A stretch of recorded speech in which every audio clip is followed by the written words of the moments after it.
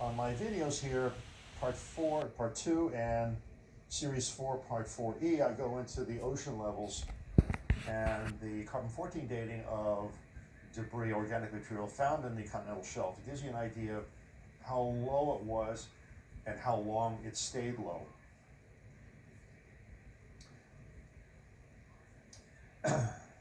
17 to 18 hours later, we get this dust shell. This is a star. We're looking through the north pole of it, the pole of it, and this is the dust shell around it.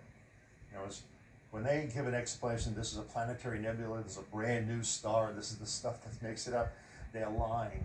They're grossly lying. It's not, and they know it.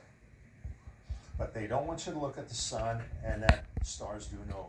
They'll do anything to lead you away from that, including saying that you're causing global warming, not the sun. So, for a reason, the sun will blow outward. That's the dust shell. We get it within 17, 18 hours. This is some of the material that they found on the Earth. I've already shown in previous videos what they found on the moon and other parts of the Earth. So it's these little tiny glass beads, and with some of them have fission tracks in it, and aluminum-26, barium-10, and a whole bunch of radioactive elements can only come from relativistic temperatures, atomic bombs going off. When the dust shell hits,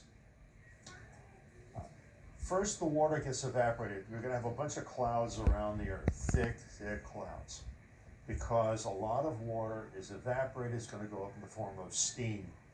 I don't know how high in the atmosphere, but probably very high and very dense.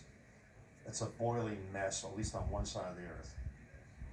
When that dust shell comes, it's going to blow a lot of this away on one side of the Earth.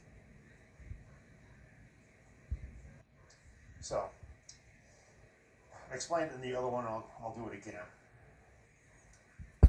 Last time the sun hit, I believe along this line here, roughly either 105 or 110 degrees east longitude rather, and where China is and India, because they saw it, and we have evidence of bone with fission tracks in it.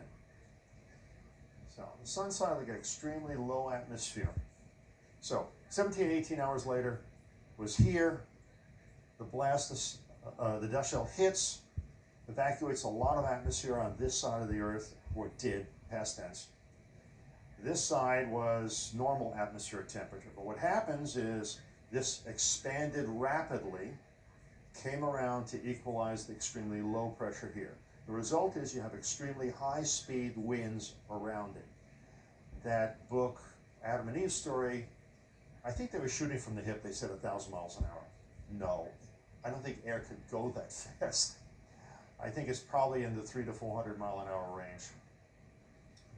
And it's going to come around and to fill up this area. Remember also, it's not my job also to figure exactly some of these numbers.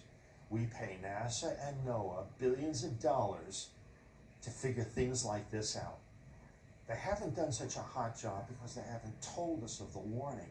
Some may not know, but a few in NASA I damn well do know they know. So it's their job to figure out the nuts and bolts and the actual numbers by modeling it to find out what the speeds of these things are really going to be. Not my job.